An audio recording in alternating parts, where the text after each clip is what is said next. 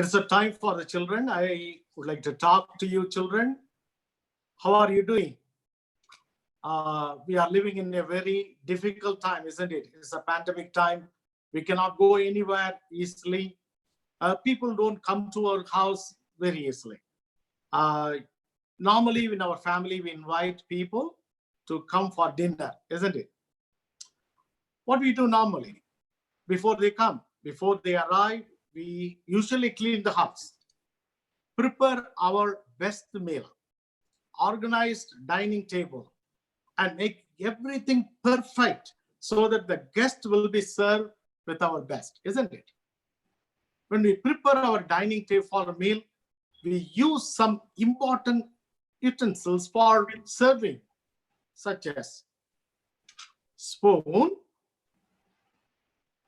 and we have fork, and we give them knife, and we put the plate on the table, isn't it?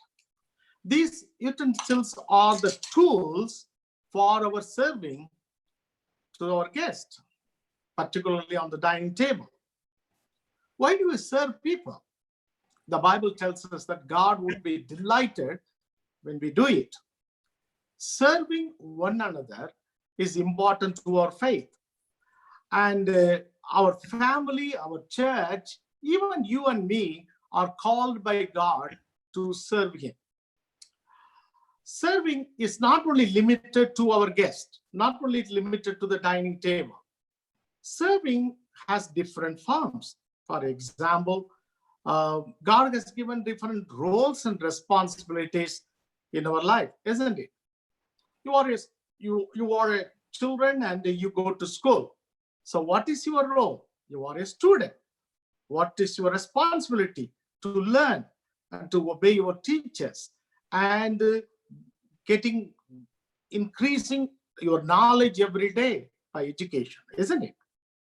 In the family, what is your role? You are the children. So you are called to serve your parents. Parents ask you to do something, so you have to do.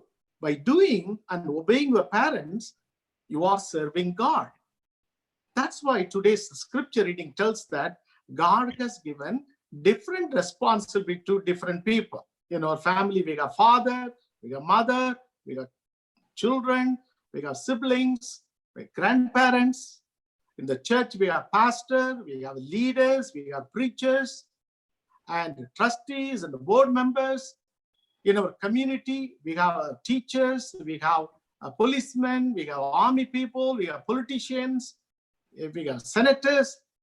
Too many ways God has given the opportunity to the people to serve Him by serving others. As a children, if you obey your parents, that's what God wants you to do. But sometimes when parents ask you to do, what do you say? I don't want to do it. Sometimes you say, I don't like it. Sometimes say, I won't do it. If you say this, it may be very easy to you. Think about God. How does He feel about you? Because He wants to obey your parents. Because God is really delighted about it. By doing it, you serve your parents. And by the way, you serve God. In a similar way, your parents love you and look after you and care for you and serve you. By doing this, they are serving God. So, when you serve others, remember that you are serving God, whether in a house or in the church or in the community or wherever you are. When you serve the people, you serve God. Jesus said, if you give someone a cup of water, you will serve God by serving the others. Even a cup of water, God really delighted about it. So don't give up. Serve each other. I want to hear from your parents that my children are obeying to us very much. They are very obedient children. I want to hear that. By doing this, you serve God. So as the children, as the people of God in our church, we are called to serve one another. By doing it, we are serving God. So I would like to talk to the entire church now. And I believe that you will do whatever you are asked to do your best. By doing that, you are doing for God. Let us preach to the entire church now.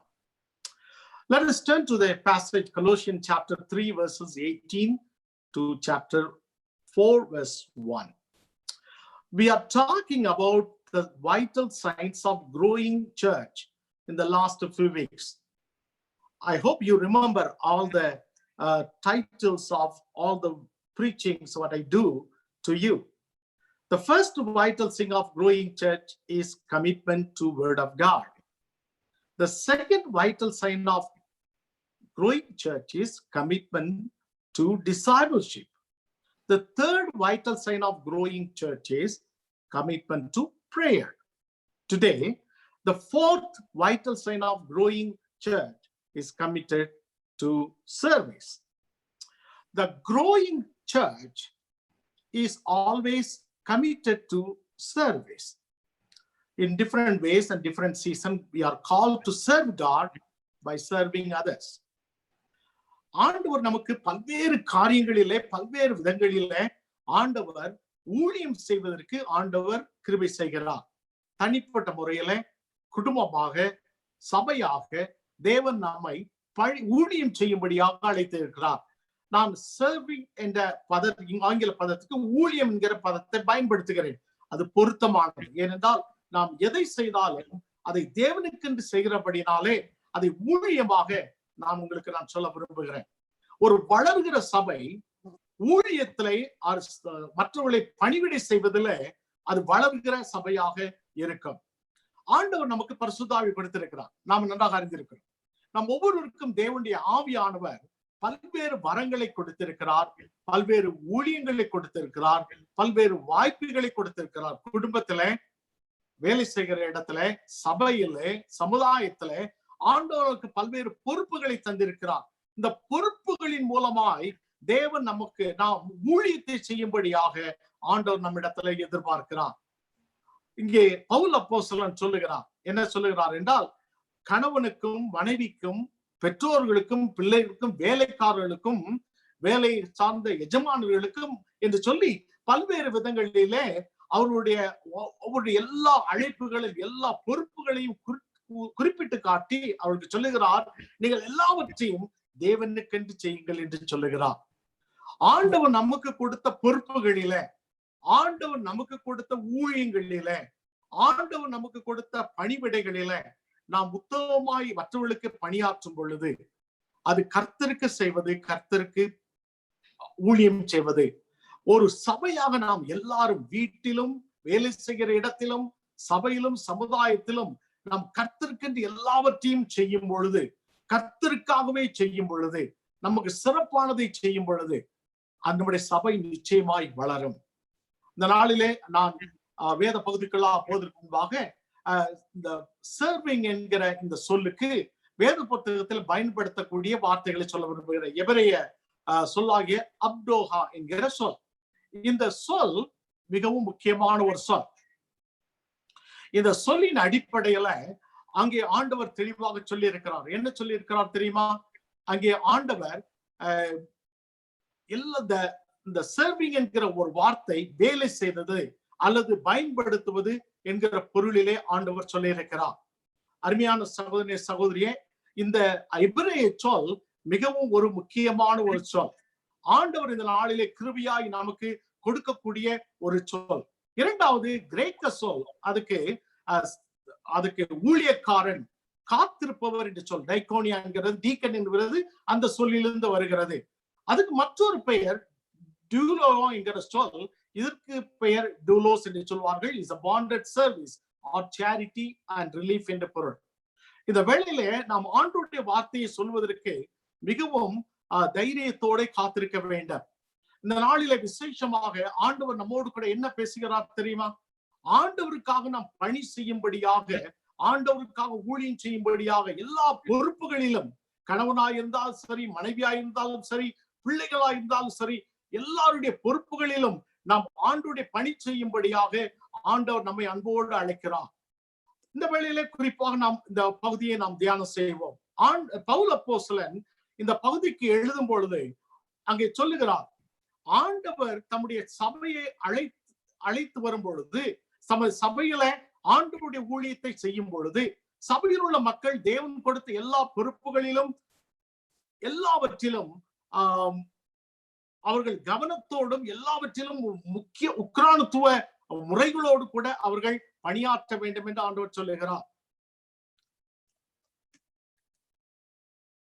குறிப்பாக பாருங்கள், இந்த அதிகாரத்துல ஆண்டவர் இந்த இடத்துல சொல்லுகிறார். ஆண்டவர் இந்த பகுதியில சொல்லக்கூடிய காரணம் என்ன தெரியுமா?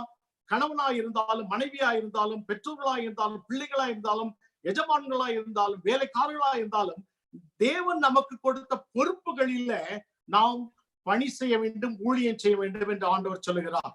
இது ஊழியக்காரர்களுக்கு மட்டுமல்ல, எல்லாருக்கும் சேர்த்து ஆண்டவர் சொல்லக்கூடியது. இந்த வசனத்தை நாம் பார்க்கும் பொழுது குறிப்பாக இந்த வசனத்திலே நாம் பார்க்கிறோம். முதலாவது 23வது வசனத்திலே பவுல் அப்போஸ்தலன் சொல்லுகிறார். என்ன சொல்லுகிறார் பாருங்கள், எதை செய்தாலும் அதை மனுஷருக்கு செய்யாமல் கர்த்தருக்கென்றே மனப்பூர்வமாய் செய்யுங்கள். எதை செய்தாலும் அதை மனுஷர்களுக்கென்று செய்யாமல் கர்த்தருக்கென்றே மனப்பூர்வமாய் செய்யுங்கள். அதனுடைய பொருள் என்ன தெரியுமா?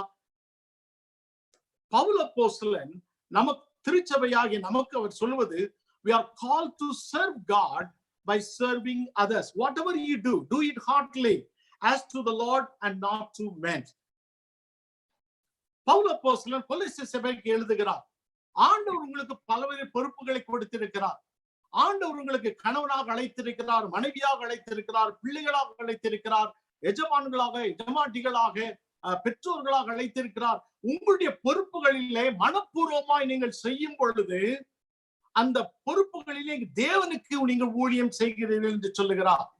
இதை ஒரு முழு நேர பணிக்கென்று மாத்திரம் பவுல் அப்போஸ்தலன் சொல்லவில்லை, இது எல்லாருக்கும் சேர்த்து சொல்லுகிறார்.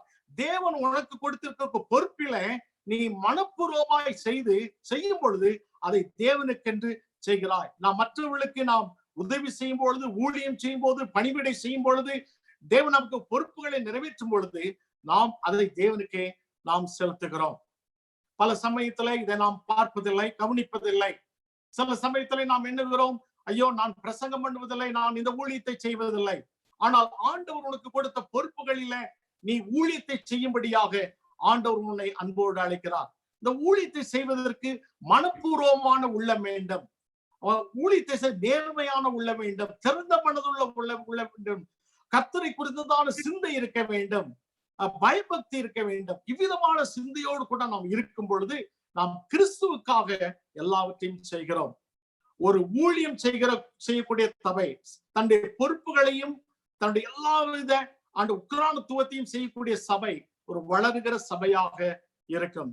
எபேசியர் 2ஆம் அதிகாரம் 10வது வசனத்தை பாருங்கள். அங்கே அழகாக இங்கே சொல்லுகிறார், for we are his workmanship created in Christ Jesus for good works which God prepared beforehand we should walk in them. ஏனெனில் நற்கிரியைகளை செய்வதற்கு நாம் கிறிஸ்து இயேசுவுக்குள் சிருஷ்டிக்கப்பட்டு தேவனுடைய செய்கையாய் இருக்கிறோம் என்று சொல்லுகிறார். அவைகளின்படி நாம் நடக்கும்படி அவர் முன்னதாக அவைகளை ஆயத்தம் பண்ணி இருக்கிறார். எபேசியர் 2ஆம் அதிகாரம் 10வது வசனத்தை விதமாய் சொல்லுகிறார், நாம் நற்கிரியைகளை செய்வதற்கு தேவனாலே சிருஷ்டிக்கப்பட்டு தேவனுடைய செய்கையாய் இருக்கிறோம். தேவன் நமக்கு கொடுத்திருக்கிற ஒவ்வொரு பொறுப்புகளிலும் நாம் உத்தமமாய் இருக்கும் பொழுது நாம் ஊழியம் செய்கிறோம். நாம் மற்றவர்களுக்கு ஊழியம் செய்வது என்பது தேவனுக்கு ஊழியம் செய்கிறோம். நற்கிரியைகளை செய்ய நாம் அழைக்கப்பட்டு இருக்கிறோம். தீமோத்தேயு 2ஆம் அதிகாரம் 13ஆம் 14வது வசனத்தை பாருங்கள்.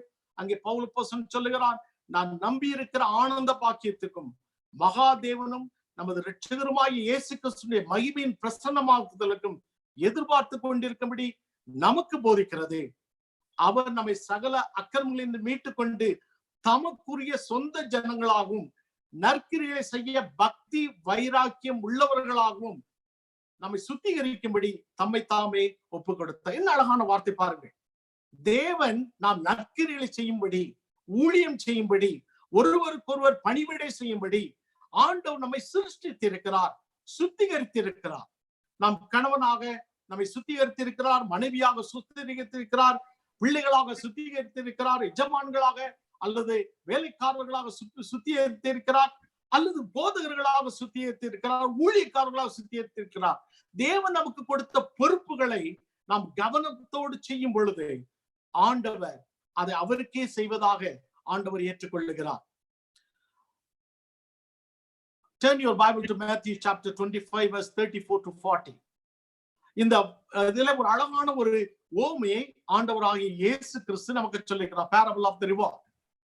இங்கே ஆண்டவர் திரும்ப நியாயத்திற்கு வரும் பொழுது வலது பக்கமாக இடது பக்கமாக ஜனங்களை பிரித்தெடுக்கிறார்.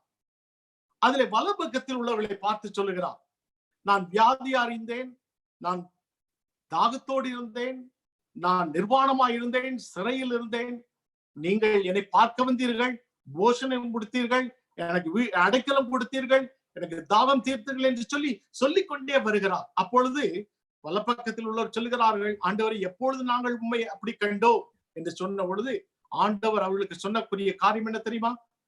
அதற்கு ராஜா பிரீத்திரமாக, மிகவும் சிறியவராகிய என் சகோதரனான இவர்களில் நீங்கள் எவர்களுக்கு செய்கிறீர்களோ அவதை எனக்கே செய்கிறீர்கள் என்று சொல்லி அழகாக ஆண்டவர் இங்கே சொல்லுகிறார். என்ன சொல்லுகிறார் பாருங்கள். ஆண்டவருடைய பிள்ளைகள் இயல்பாக செய்யக்கூடிய காரியங்கள் எல்லாம் ஆண்டவருக்கே செய்யக்கூடிய காரியமாக தேவன் எடுத்துக்கொண்டு அவர்களை கனப்படுத்துகிறார் பாருங்கள். ஒருவருக்கு ஒரு கலசம் தண்ணீர் கொடுப்பது, ஒருவருக்கு ஜபம் பண்ணுவது, ஒருவர் போய் பார்ப்பது, ஒருவருக்கு ஆகாரம் கொடுப்பது, ஊழியத்தை தாங்குவது, ஒருவருக்கு தண்ணீர் கொடுப்பது, ஒருவருடைய நிர்வாணத்தை மறைக்க உடைகளை கொடுப்பது, ஒருவர் சிறைச்சாலையில் போரை பார்த்து அவருக்காக ஜெபிப்பது, இவைகள் எல்லாமே தேவன் தனக்கு செய்யக்கூடிய காரியமாக ஆண்டவர் செய்திருக்கிறார். அருமையான சகோதரனே சகோதரியே, நீ செய்யக்கூடிய ஒவ்வொரு காரியமும் தேவனுக்கு செய்யக்கூடிய ஊழியம் என்பதை நீ அறிந்து செய்வாய் என்றால் தேவன் அது ஊழியமாக எண்ணுகிறார். அதை ஊழியமாக எண்ணுகிறார். இதைத்தான் அநேக விசுவாசிகள் தெரியாமல் தவறி விடுகிறார்கள். ஆண்டவர் நமக்கு கொடுக்கக்கூடிய மிகப்பெரிய காரியம் என்ன தெரியுமா? நமக்கு கொடுக்கக்கூடிய ஒவ்வொரு காரியத்திலும் நாம் ஆண்டவருக்கு ஊழியம் செய்ய வேண்டும். ஒருவேளை உங்கள் அலுவலகத்தில் நீங்கள் இருக்கலாம், மற்றவர்கள் எல்லாரும் அவிசுவாசிகளாக இருக்கலாம், பரவாயில்லை. நீங்கள் செய்யக்கூடிய வேலையின் மூலமாய் ஆண்டவர் அவர்களுக்கு ஊழியம் செய்கிறார். என்ன அழகான ஒரு வார்த்தை. I would like to tell you a beautiful story. We know all that General William Booth was the founder of Salvation Army. In his old age, he lost his eyesight. So his son Branwell, he brought William Booth to the hospital. And the doctor looked at and checked up everything and told his son that he would not get back the eyesight again. There was no recovery. So William Booth asked his son, do you mean that I am blind? The son replied, I hear we must contemplate that. So William Booth continued, I shall never see your face again. The son said, yes, Dad, probably not in the world.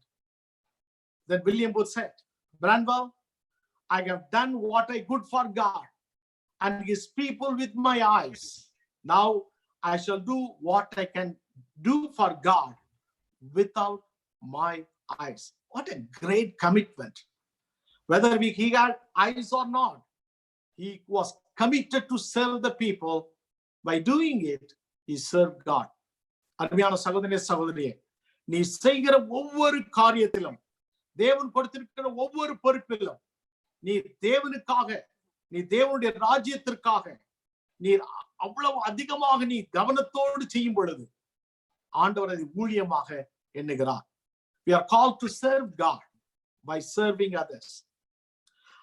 இப்பொழுது இந்த வேத பகுதியை பாருங்கள். Let us turn to Colossians chapter 3 verse 18 onwards. Look at the passage. And he told many things, but the thesis of this part is we are called to serve God by serving others with our best. Look at the verse at 18. Fitting in the Lord, well pleasing to the Lord. Verse 22. But in sincerity of heart, fearing God. In verse 23, whatever you do, do it heartily. Chapter 4, verse 1, just and fair. கர்த்தருக்கு ஏற்றபடியாக செய்யுங்கள். எல்லா காரியத்திலும் கர்த்தருக்கு பிரியமாய் செய்யுங்கள். மனுஷருக்கு பிரியமாய் இருக்க விரும்புகிறாமல், பார்வைக்கு ஊழியம் செய்யாமல், தேவனுக்கு பயப்படுவர்களாக கபடமில்லாத இருதயத்தோடு ஊழியம் செய்யுங்கள். நீங்கள் கர்த்தரை செய்வீங்கள் என்று சொல்லுகிறார். The whole passage talk about we have to serve God by serving others with our best, not the worst. Paul exhorted the Galatians to serve God by serving others with their best of their abilities, best of their time, best of their talents, best of their everything, sources. You bring the God the best and serve him, not the worst, not the least. ஆண்டவர் இஸ்ரவேல் ஜனங்களை பார்த்து காணிக்கை கொண்டு வரும் பொழுது, பலிகளை செலுத்த கொண்டு வரும் பொழுது, ஆண்டவருடைய மிகப்பெரிய முக்கியமான ஒரு காரியம் என்ன தெரியுமா? கட்டளை என்ன தெரியுமா? எதை கொண்டு வந்தாலும் சிறப்பானதை கொண்டு வர வேண்டும் என்று சொல்லி ஆண்டவர் எதிர்பார்க்கிறார்.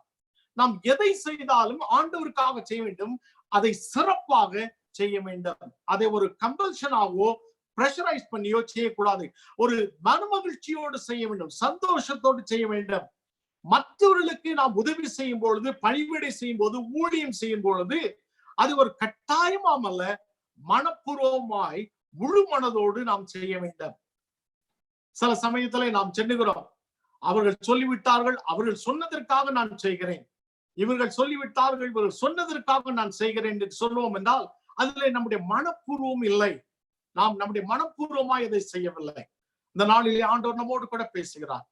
ஆண்டவர் நமக்கு கொடுக்கக்கூடிய ஒவ்வொரு பொறுப்புகளிலும், அது கணவனாய், மனைவியாய், பெற்றோராய், பிள்ளைகளாய், எஜமானராய், வேலைக்காரர்களாய் இருந்தாலும் சரி, ஆண்டவர் கொடுத்திருக்கிற ஒவ்வொரு பொறுப்புகளிலும் நம்முடைய சிறப்பானதை ஆண்டவருக்காக செய்ய வேண்டும். Do your excellent thing for God. Do your best thing for God. Do your amazing things for God, because you are doing to God. This is an offering. Your every action, every ministry, every serving is an offering to the Lord our God. Pavul அப்போஸ்தலன் 1 கொரிந்தியர் 10ஆம் அதிகாரம் 31வது வசனத்திலே விதமாக சொல்லுகிறார், ஆகையால் நீங்கள் புசித்தாலும் குடித்தாலும் எதை செய்தாலும் எல்லாவற்றையும் தேவனுடைய மகிமைக்கென்று செய்யுங்கள். மிகவும் சாதாரணமான காரியம். புசிப்பது, குடிப்பது, எதையும் செய்வது சாதாரணமான காரியம். ஆனால் எதை செய்தாலும் எல்லாவற்றையும் தேவனுடைய மகிமைக்காக செய்யுங்கள் என்று பவுல் அப்போஸ்தலனாக சொல்லுகிறார். பாருங்க, இது ஆண்டவர் நமக்கு கற்றுக் கொடுக்கக்கூடிய இரண்டாவது வார்த்தை. நாம் மற்றவர்களுக்கு உதவி செய்யும் போது ஆண்டவருக்கு நாம் ஊழியம் செய்கிறோம். நாம் மற்றவர்களுக்கு உதவி செய்யும் போது ஆண்டவருக்கு ஊழியம் செய்கிறோம். அதே செய்ய நமக்கு சிறப்பான முறையிலே நாம் செய்ய வேண்டும். பவுல் அப்போஸ்தலன் தீமோத்தேயுக்கு ஆலோசனை சொல்லும் போது அழகாக இதை சொல்லுகிறார். அவருடைய 2வது தீமோத்தேயு 2ஆம் அதிகாரம் 15வது வசனத்துல பவுல் அப்போஸ்தலன் தீமோத்தேயுக்கு சொல்ல, நீ வெட்கப்படாத ஊழியக்காரனாயும் சத்திய வசனத்தை நிதானமாய் பகுத்து போதிக்கிறவனாயும் உன்னை தேவனுக்கு முன்பாக உத்தமனாக நிறுத்தும்படி ஜாக்கிரதையாயிரு என்று சொல்லுகிறார். அதனுடைய பொருள் என்ன? He used the word be diligent. Be diligent in ministry. Be diligent in your work.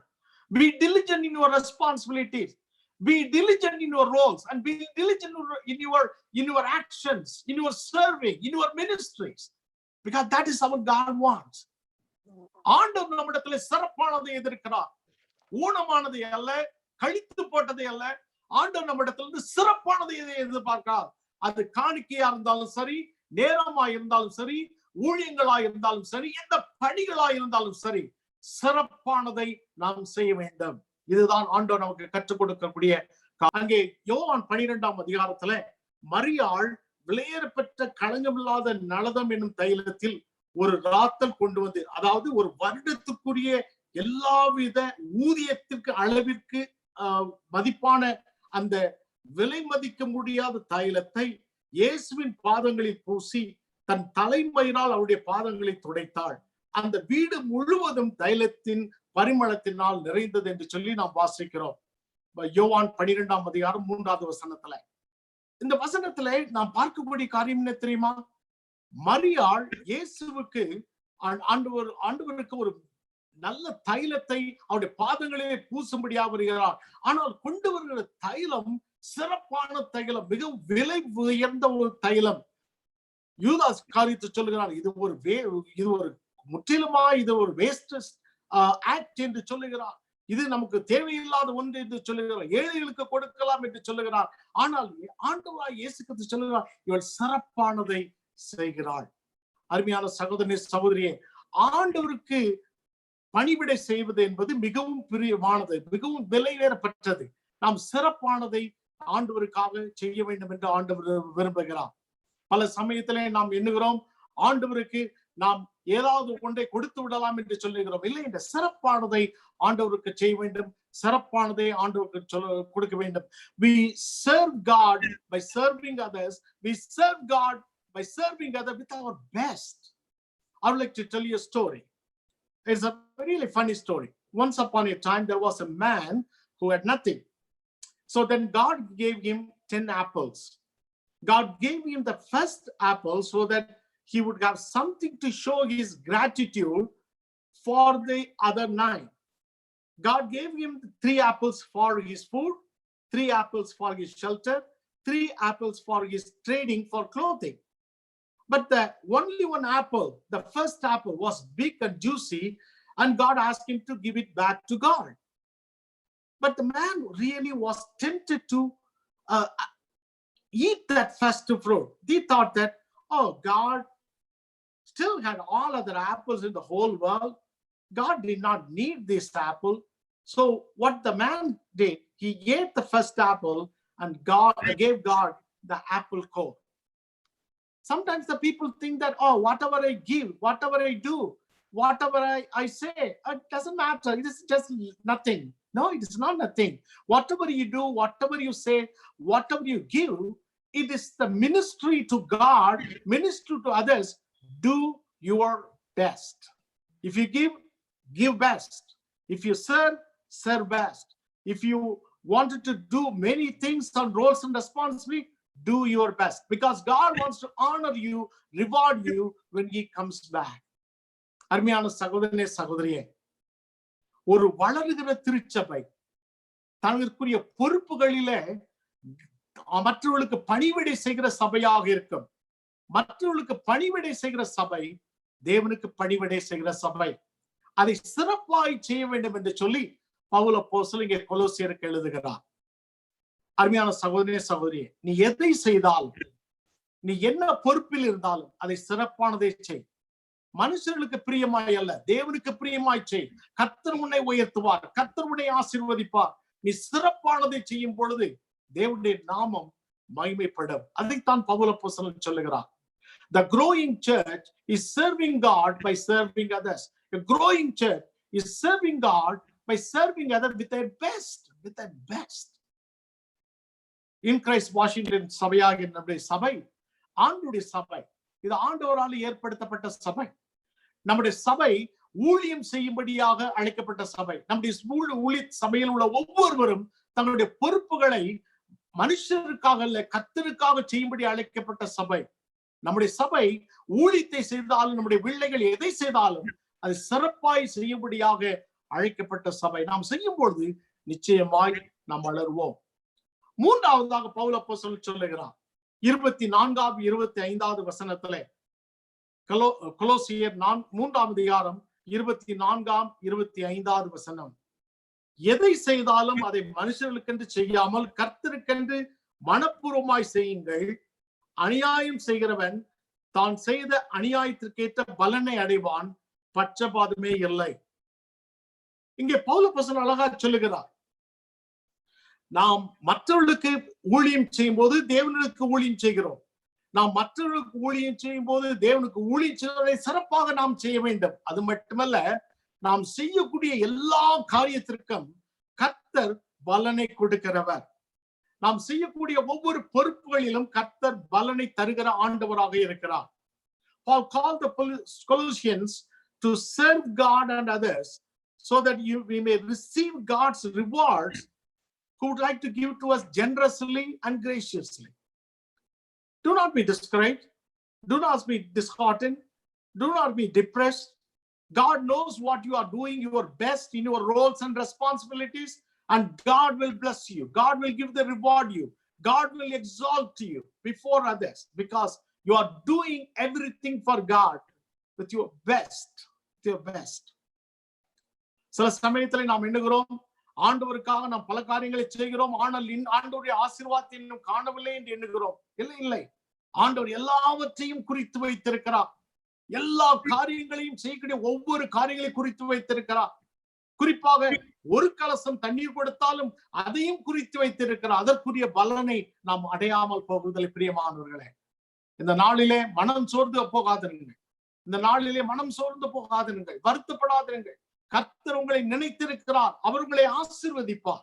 ஏனென்றால் நீங்கள் மனுஷருக்கல்ல, தேவனுக்கென்று சிறப்பானதை செய்கிறீர்கள். மனுஷர்களுக்கென்று ஊழியம் செய்யாமல் மனிதர்களுக்கு நீங்கள் பணிவிடை செய்தாலும் அது தேவனுக்கென்று பணிவிடை செய்கிறீர்கள். கர்த்தரை நினைத்திருக்கிறார். Turn your Bible to 1 Peter chapter 1 verses 6 and 7. 1 பேதுரு 1ஆம் அதிகாரம் 6ஆம் 7ஆவது வசனத்தை பாருங்கள்.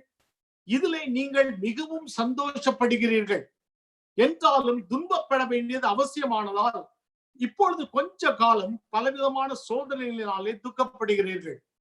தொடர்ந்து சொல்லுகிறார், அழித்து போகிற பொன் அக்கினியினாலே சோதிக்கப்படும், அதை பார்க்கிலும் அதிக விலையேறப்பட்டதாயிருக்கிற உங்கள் விசுவாசம் சோதிக்கப்பட்டு இயேசு கிறிஸ்து வெளிப்படும் போது உங்களுக்கு கனமும் புகழ்ச்சியும் மகிமையும் உண்டாகும் என்று சொல்லுகிறார். ஆண்டவருக்காக நாம் வாழுகிற வாழ்க்கை, ஆண்டவருக்காக நாம் வைத்திருக்கக்கூடிய விசுவாசம், ஆண்டவருக்காக நாம் செய்யக்கூடிய ஊழியங்கள், மற்றவர்களுக்கு செய்யக்கூடிய எல்லா பணிவிடைகள் எல்லாவற்றையும் ஆண்டவர் பொன்னாக சோதித்தருகிறார். அதன் முடிவு என்ன தெரியுமா? நமக்கு கனம், புகழ்ச்சி, மகிமை. இது தேவன் நமக்கு கொடுக்கக்கூடிய மிகப்பெரிய ஆசீர்வாதம். யோவான் அப்போஸ்தலன் 2 யோவானிலே சொல்லுகிறார் 7ஆம் 8ஆவது வசனத்துல, மாம்சத்தில் வந்த இயேசு கிறிஸ்துவை அறிக்கை பண்ணாத அநேக வஞ்சகர்கள் உலகத்தில் தோன்றி இருக்கிறார்கள். இப்படிப்பட்டவனே வஞ்சகனும் அந்தி கிறிஸ்துவுமாய் இருக்கிறான். உங்கள் செய்கைகளின் பலனை இழந்து போகாமல் பூரண பலனை பெறும்படி எச்சரிக்கையாயிருங்கள். அழகா சொல்லுகிறார், உங்கள் செய்கைகளின் பலனை இழந்து போகாமல் பூரண பலனை பெறும்படிக்கு எச்சரிக்கையாயிருங்கள். ஆண்டவர் நாம் செய்யக்கூடிய ஒவ்வொரு கிரியைகளையும் ஆண்டவருக்காக செய்கிறோம், சிறப்பானதை செய்கிறோம், அவர் நமக்கு சிறப்பான பலனை தருகிறவராக இருக்கிறார் என்று சொல்லி பவுல் அப்போஸ்தலன் மிகவும் தெளிவாக இந்த வேத பகுதியிலே சொல்லுகிறார். ஒரு வளரும் திருச்சபையை ஆண்டவர் சகலவித கிருபைகளால் நிரப்பி ஆசீர்வதிக்கிறவர். நாம் ஆண்டவருக்காக ஊழியம் செய்யும் பொழுது, சிறப்பானதை செய்யும் பொழுது கர்த்தர் நம்மை ஆசீர்வதிக்கிறவர். கர்த்தர் நம்முடைய சபையை ஆசீர்வதிக்கிறவர். மத்தேயு 20ஆம் அதிகாரம் 1 முதல் 16 வசனத்திலே ஆண்டவர் சொன்ன உவமையை பாருங்கள். ஒரு தோட்டக்காரன் மார்க்கெட்டில் இருந்த எல்லா ஊழியக்காரங்களும் அழைக்கிறார், எல்லாரும் வேலை செய்யும்படி அழைக்கிறார். ஒருவரை 9 மணிக்கு அழைக்கிறார், ஒருவரை 12 மணிக்கு அழைக்கிறார், ஒருவரை மாலை 3 மணிக்கு அழைக்கிறார், ஒருவரை கடைசியில் 5 மணிக்கு கூட அழைக்கிறார். ஆண்டவர் மக்களை அழைக்கிறார். எல்லாருக்கும் ஆண்டவர் சமமாக ஒரு தாளந்தை கொடுக்கிறார். இந்த ஓமையிலே ஆண்டவர் என்ன கற்றுக் கொடுக்கிறார் தெரியுமா? எந்த ஒரு நபரும் கர்த்தருடைய ஊழியத்திற்காக கர்த்தருக்காக கிரியை செய்யும் போது அதனுடைய பலனை அடையாமற் போவதில்லை. அருமையான சகோதரனே, சகோதரியே, உன்னுடைய ஜெபம் ஒரு நாளும் வீணாய் போவதில்லை. உன்னுடைய ஊழியம் ஒரு நாளும் வீணாய் போவதில்லை. உன்னுடைய கண்ணீர் ஒரு நாளும் வீணாய் போவதில்லை. நீ மற்றவர்களுக்கு செய்ய உதவிகள் ஒரு நாளும் வீணாய் போவதில்லை. ஆண்டவர் ஒவ்வொன்றையும் நினைத்திருக்கிறார். ஆண்டவர் உன்னை ஆசீர்வதிக்கிறார். சில சமயத்துல நீ மனம் சோர்ந்து போயிருக்கலாம். நான் எவ்வளவு காலமாய் செய்கிறேன், எவ்வளவு நன்மைகள் செல்லுகிறேன், நான் யாருக்கும் துன்பம் விளைவிக்கவில்லை, நான் யாருக்கும் கஷ்டம் விளைவிக்கவில்லை, ஆனால் எனக்கு ஏன் இந்த சோதனை, எனக்கு ஏன் இந்த இழப்பு, எனக்கு ஏன் இந்த வேதனை என்று சொல்லி நீ கேட்கலாம். அருமையான சகோதரனே, சகோதரியே, மனம் சோர்ந்து போகாதே, மனம் சோர்ந்து போகாதே. உன் தேவனாய கர்த்தருடைய கண்கள் உண்மையில இருக்கிறது. அவர் உன்னை நினைத்திருக்கிறார், அவர் உன்னை எண்ணி இருக்கிறார். உன்னுடைய வாழ்க்கை முழுவதும் ஆண்டவருக்கு தெரியும். நீ செய்த எல்லா காரியங்களையும் மறக்கிறதற்கு அவர் அநீதி உள்ள தேவன் அல்லவே ஆண்டு. ஆகையால் இந்த வேளையில ஆண்டவர் அழகாக உன்னிடத்துல சொல்லுகிறார், தேவனுக்கென்று ஊழியம் செய், தேவனுக்கென்று சிறப்பாய் ஊழியம் செய், தேவனுக்கென்று நீ சிறப்பாய் ஊழியம் செய்யும் போது சிறந்த பலனை காண்பாய் என்று சொல்லுகிறார். நாம் மற்றவர்களுக்கு ஊழியம் செய்யும் போது தேவனுக்கென்று நாம் ஊழியம் செய்கிறோம். I would like to tell you a story. It's about a great missionary from America. He is Henry C. Morrison. He went to Africa for 40 years for ministry. He and his wife worked as a missionary in Africa. When they retired from their missionary work, they came back by ship to New York. On the same ship, President Teddy Roosevelt also returned from one of his big game hunting expeditions in Africa. There was a grand send-off to the president in Africa. When the ship was docked in New York, the mayor and the other dignitaries were there to welcome him. The missionary looked at that and he told himself, something is wrong. Why should we have to give our lives to faithfully serve God in Africa all these years and have no one care a thing about us? This president comes back from killing animals in Africa and everyone makes much over him. When he thought about it, the Lord tapped his shoulder. The Lord put his hand on his shoulder and said, Henry, this man has arrived his home in New York, but you are not at home yet. What a great word. You are not at home. God remember clearly this missionary's disappointment. He expected something in the world, but the Lord said, no. There's a great, grand, welcoming ceremony here for you. And God blessed this missionary to shine in New York for many years. Sometimes you may feel like that. I did many things. I gave many things. I did many things in the church. I helped a lot of people. I am now nothing. I'm still struggling. Don't worry. God knows your good works. ஆண்டவர் இந்த நாளிலே கற்றுக் கொடுப்பது என்ன தெரியுமா? ஆண்டவருடைய சபையாகிய நாம் மற்றவர்களுக்கு பணிவிடை செய்யும் போது ஆண்டவர்களுக்கு ஊழியம் செய்கிறோம். நம்முடைய பொறுப்புகளை நாம் ஒழுங்காக செய்யும் பொழுது ஆண்டவருக்கு ஊழியம் செய்கிறோம். அது கணவனாய் இருந்தாலும் சரி, மனைவியாய் இருந்தாலும் சரி, பெற்றோராய் இருந்தாலும் சரி, பிள்ளைகளாய் இருந்தாலும் சரி, எஜமானராய் இருந்தாலும் சரி, வேலைக்காரர்களாய் இருந்தாலும் சரி, ஊழியக்காரர்களாய் இருந்தாலும் சரி, ஆண்டவருக்காக நாம் செய்யும் பொழுது கர்த்தர் அதை ஊழியமாக எண்ணுகிறார். அது மட்டுமல்ல, ஆண்டவரை சிறப்பாய் செய்யும்படியாக அழைக்கிறார். Bring your best, do your best for God. கடைசியில் ஆண்டவர் கொடுக்கிற வாக்குத்தத்தம் என்ன தெரியுமா? கர்த்தர் நம்மை நினைத்திருக்கிறார். அவர் நமக்கு சரியான பலனை தருகிறவராய் இருக்கிறார். அருமையான சகோதரனே, சகோதரியே, நம்முடைய சபை வளருகிற சபையாக இருக்க வேண்டும் என்றால் அது பணிவிடை செய்கிற சபையாக இருக்க வேண்டும், ஊழியம் செய்கிற சபையாக இருக்க வேண்டும், மனுஷருக்காக அல்ல தேவனுக்காக செய்யக்கூடிய சபையாக இருக்க வேண்டும். அதை நாம் உண்மையாக செய்யும் பொழுது, சிறப்பாய் செய்யும் பொழுது, மனப்பூர்வமாய் செய்யும் பொழுது அர்த்தம் நம்மை சபையை ஆசீர்வதிக்கார். ஒரு வளரும் சபை, ஊழியம் செய்கிற சபையாக இருக்க வேண்டும். சில சமயத்துல நம்முடைய சூழ்நிலையை நாம் பார்க்கிறோம். கொரோனா வைரஸ், நம்முடைய நாட்டின் சூழ்நிலையை பார்க்கிறோம், வன்முறை, குழப்பங்கள்.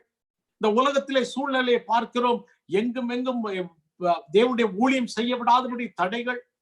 சில சமயத்தில் நாம் எண்ணுகிறோம், ஆண்டவரை நம்புகிறோமே, ஆண்டவருக்காக ஊழியம் செய்கிறோமே, ஏன் இப்படி நடக்கிறது என்று சொல்லுகிறோம். ஆனால் ஆண்டவர் சொல்லுகிறார், நீ எனக்காக ஊழியம் செய், சிறப்பானதை செய், நான் உனக்கு சிறப்பான பலனை தருகிறேன் என்று ஆண்டவர் சொல்லுகிறார். ஆண்டவருடைய திருச்சபையாக நமக்கு தேவன் பல்வேறு ஊழியங்களை தந்திருக்கிறார். We have a great ministry as the church in Christ Washington Church in this community. Wherever you are called as missionaries, as God's servants in your neighborhood. Wherever you are working, you are God's minister in your workplace. Wherever you go and study in your schools or colleges, you are God's servants to the campus. God wants you to do your best for the Lord. Do your role, do your responsibility, do your best, do your ministry, and God will bless our church. ஆண்டவருக்காக ஆண்டவருடைய ஊழியத்தை சிறப்பாய் செய்யக்கூடிய நீங்களும் நானும் இந்த நாளில் அர்ப்பணிப்போம் என்றால் கர்த்தர் நம்முடைய சபையை நிச்சயமாய் ஆசீர்வதிப்பார். Before I'll tell you the real testimony to you. When I was working in Tasmania, I had a small church. and we are a very few people. And the people told me that we are getting old, we cannot do ministry, we are working so hard, but nothing is happening in our church. We are shrinking and shrinking and shrinking. I told them that. Do it for God. Do your best for God. So we started doing ministry. We started with a small level, but we expanded slowly and slowly. Finally, this small church can help other 3 more churches in Tasmania to continue to do their ministry. What a great testimony. When you and I do our best for God in our roles and responsibilities, and God will bless us and bless our church. Do not give up. Our church must grow day by day. Our church must do greater things in the community. Our church must touch the lives of the people in this nation. Our church must grow like a big tree and welcoming everyone to worship God, to have the kingdom of God in their lives. We can do it because God is with us. According to the word of God, we say that we can do everything by Christ, with Christ who strengthens us. What a great word. நம்மை பலப்படுத்துகிற கிறிஸ்துவினாலே எல்லாவற்றையும் செய்ய நமக்கு பலன் உண்டு. இந்த கிறிஸ்துவினாலே நாம் எல்லாவற்றையும் செய்யும் போது இந்த கிறிஸ்துவினாலே நாம் எல்லாவற்றிலும் ஆசீர்வதிக்கப்படுகிறோம். அருமையான சகோதரனே, சகோதரியே, தேவன் உனக்கு கொடுத்த ஊழியங்களிலும் பொறுப்புகளிலும் நீ பணிவிடை செய்யும் பொழுது, வேலை செய்யும் பொழுது, ஊழியம் செய்யும் பொழுது சிறப்பானதை செய். என்றால் நீ ஆண்டவருக்காக செய்கிறாய். கர்த்தர் உனக்கு ஏற்ற பலனை தருவார்.